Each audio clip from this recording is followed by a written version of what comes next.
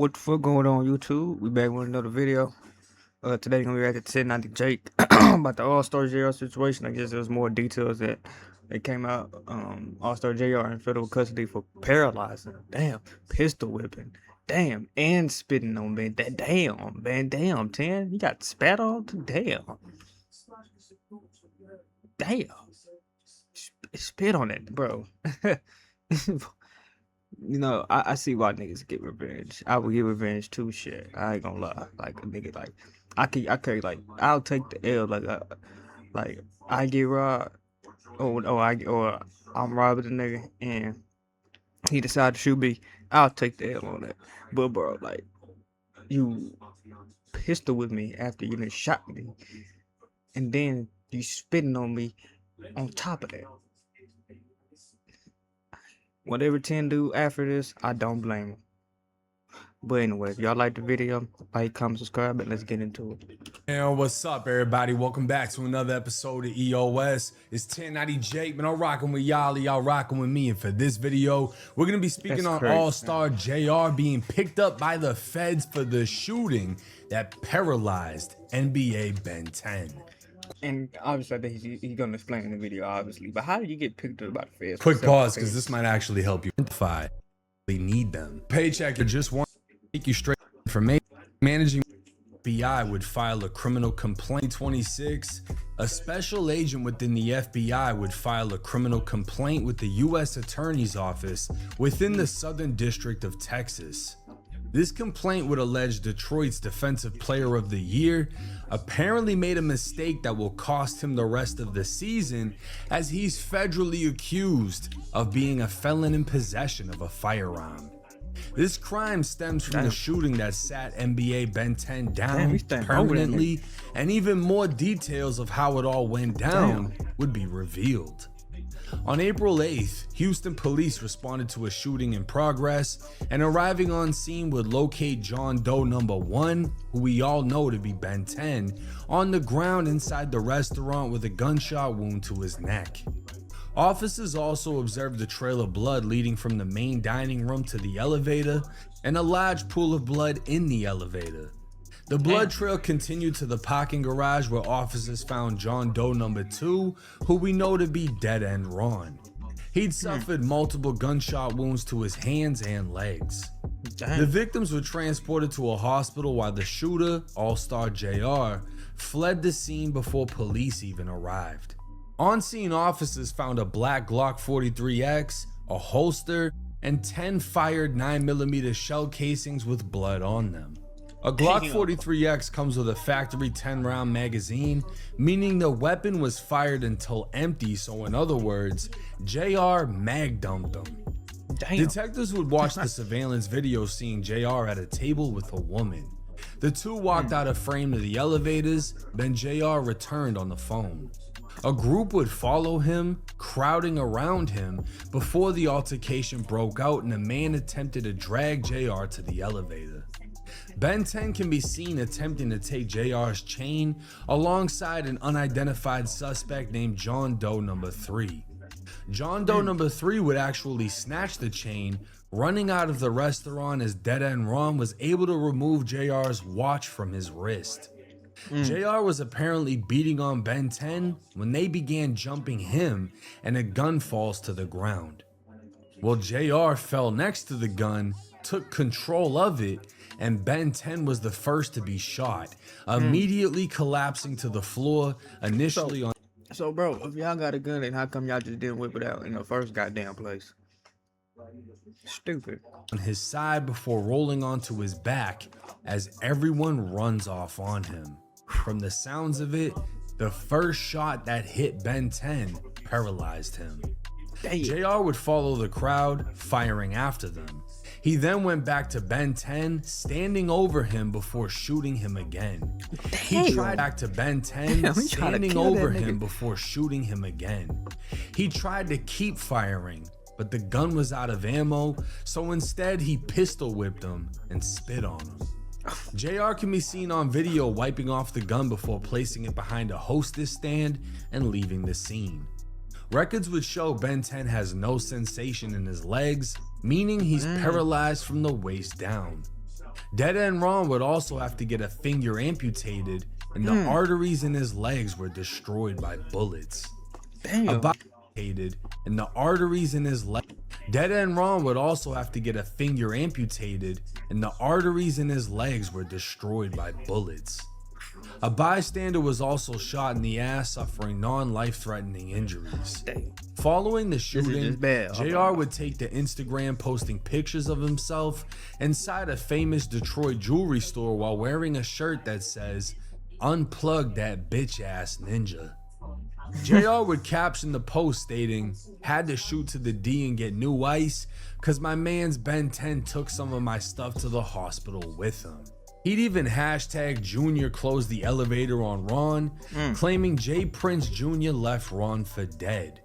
He'd also hashtag OG3 left them after 3 can be seen being pulled away from the fight before gunshots rang out. Another post would state, "Thought he was mob-tized till I shot his ass a few times." So JR was publicly stating that he shot Ben 10 and Dead End Ron. There was no shying away from it, he was flat out standing on it. He'd even state Ben actually got some of his jewelry, but again, this whole crime was captured on camera, and police at the scene were the first to report they were attempting to snatch his chains. Now, I DM'd JR before I covered this shooting initially, and after he posted this pic, I DM'd him again saying, "Can't tell you how to move, but fuck all that dissing. Get some big interviews, drop that music, run it up. Don't let this be your defining moment, use it to propel yourself where you want to be." As soon as I saw him dissing, it reminded me of BTB Savage, who killed a man in self-defense, flexed it, and then got gunned down for it. But instead of taking my advice or even responding, JR posted a dance challenge. In honor of my nigga being 10, since he wanted to play when I was getting me some food, we made a dance for him. Now the best way this dance can work, if a nigga shoot your dumb ass like 4 or 5 times before you fall. But if you don't got nobody to do that for you, just lay down smooth like this, right? Lay your bitch ass down. And you point them toes up, right? You spread a little bit, then the nigga done spanked you. Then you just jump a little bit. Do the BNT, do the BNT, do the BNT, do the BNT, do the BNT. Yo, I'm not laughing because this is fucked up. But this is fucked up. There y'all go. BN10 challenge, man. Hey, the best BN10 challenge, man. Fuck it. $20,000 BN10 challenge. Best BN10 challenge, man, that go viral. Fuck with me. Let's get a what? Now keep in mind at this time, Ben 10 And you really can't tell them how to go about the situation. Like if a nigga try to snatch your chain and you damn near catch a hat for a free body, like you niggas ain't gonna be doing the same thing. had yet to speak out. He was listed in serious critical condition, and no one knew if he was going to make it until he broke his silence. You know, still early in the morning shit. Man, you know we gotta get this shit in. These niggas sound stupid. Eating good around this bitch. Ain't nothing Stupid changed. duck ass. Fuck wrong with you. With the news that Ben 10 was alive and well, JR would immediately fire back on the gram. I wake up, all you hoe ass niggas tagging me, talking about, nigga, you see Ben back? You see Ben back? Well, if the bitch so back, tell him to do the Ben 10. I'll double it for him. Fuck he talking about, do that bitch, Ben. Nigga, this your dance. Get in your groove, nigga, if you back. Dead End Ron would even post to his story, showing a wrapped up hand after trading his finger for a watch. Ben would then post to his story asking for someone to pay him for an interview so he could tell the real story of how he tried to rob JR. A picture of Ben in a neck brace would leave many wondering his actual condition, and But that's JR your would neck. post DMs the two had actually been sending to each other. The DMs would show Ben attempted to call JR, who said, "I ain't trying to talk, send me that challenge, pussy." Ben would say, "Oh, you really a bitch," and JR would fire back saying, "Says the ninja in the hospital full of bullets." JR would get real disrespectful asking, "You wipe that spit off your face? How it feel that everyone left your bum bitch ass to die? You ain't cut, you a bum ass do boy." Oh, this. Damn. Bro, it's not funny because the niggas is about to die behind it. Damn. Nigga, damn, they almost died behind this, man. Like, that is so disrespectful. You wipe that spit off your pussy ass face. How I feel everybody there left how I feel that everybody left your bum bitch ass to die. Nigga, you ain't cut you a bum ass. Boy, that's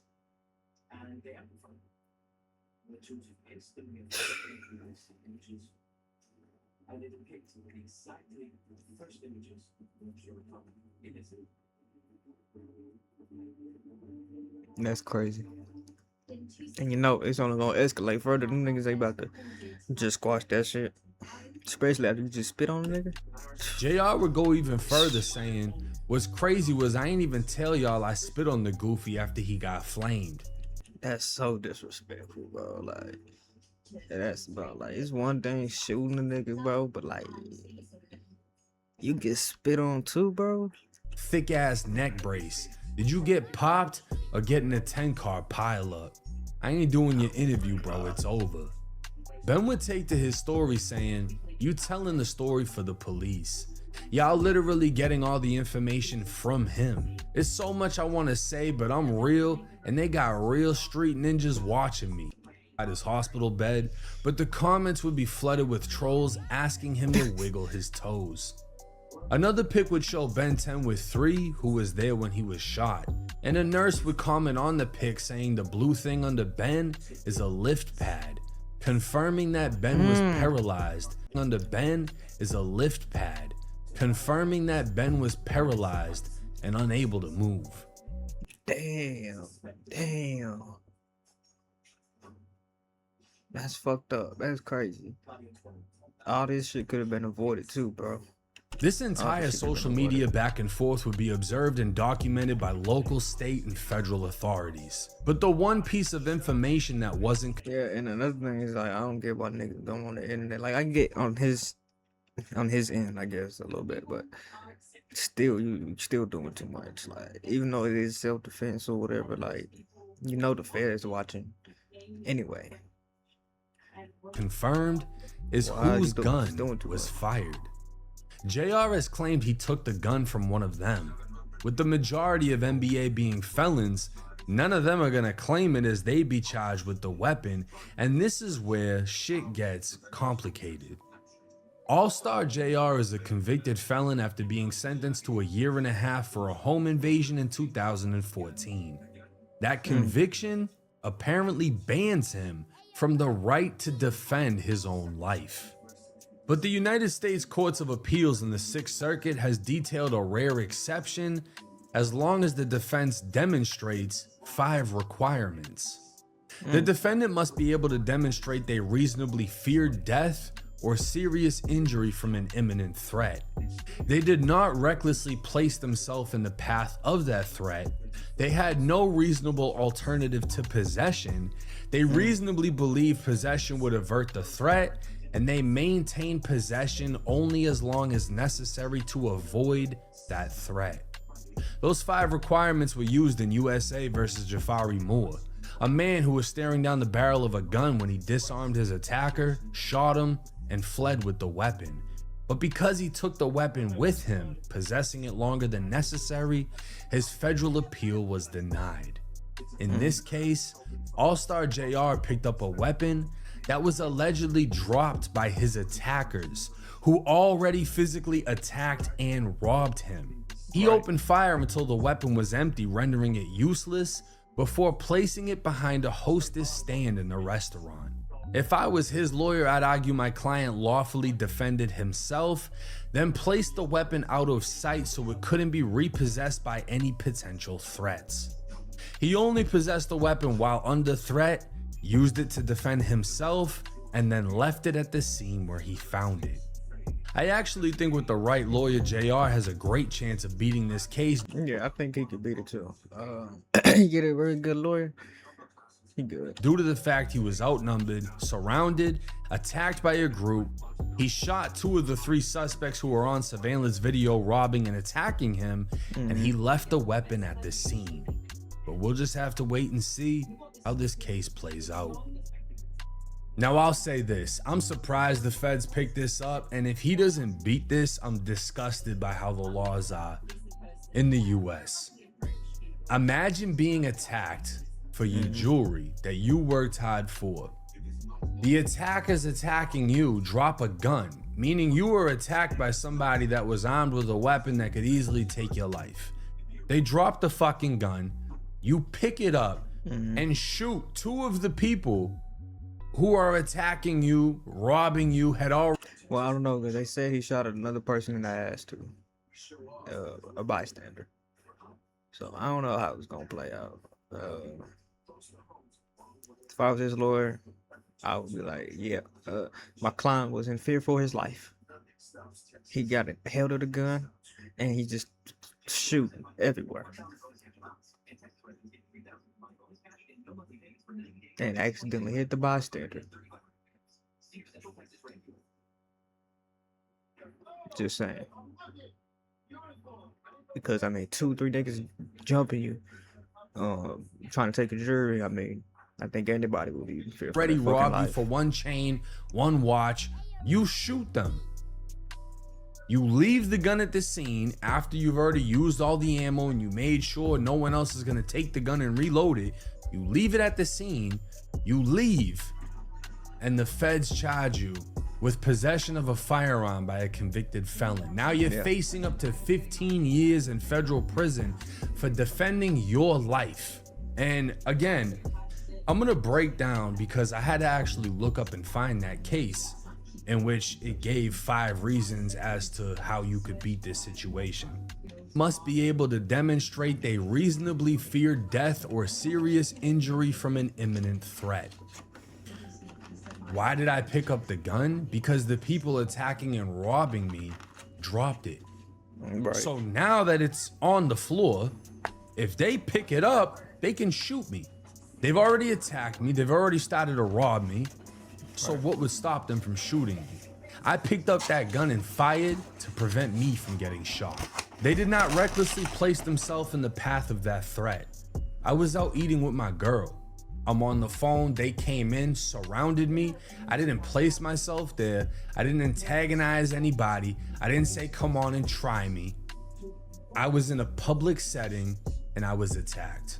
They had no reasonable alternative to possession. What other choice did I have? The gun fell on the fucking floor. I'm on the floor. They're all standing around me beating the shit out of me. If I don't grab it, they grab it. If they grab it, I get shot. They reasonably believe possession would avert the threat. If I pick up this gun, I have an equalizer. It's just me. No one is fighting with me or for me. I am defending myself against multiple attacks. Now I can avert this threat by sitting this motherfucker down for the rest of his life, blowing this motherfucker's finger off, and sending everybody running. They maintain possession only as long as necessary to avoid that threat. Once everybody was gone, he ain't moving anymore, so I know he ain't a problem. Take the gun and I put it away. I'm not gonna leave it next to Ben 10. I don't know if he's got another Glock 43X magazine. He's just gonna stuff it in there, start firing at me. No, I'm gonna take the gun. I'm gonna put it somewhere where no one else can fucking easily see it. It's out of sight, so I know I'm safe when I leave. Someone isn't gonna grab it, and that's it. I left the weapon at the scene. I did not possess the gun longer than needed to secure my life and the fact that I'm leaving here alive. If I was his lawyer, I would play this fucking video that I just made for y'all in court. And I would say, look, he lays out everything for us. Here's the defense. He lays it all out for us. JR don't even need to fucking say nothing. He can just play my video, because for anybody, that makes sense. Right.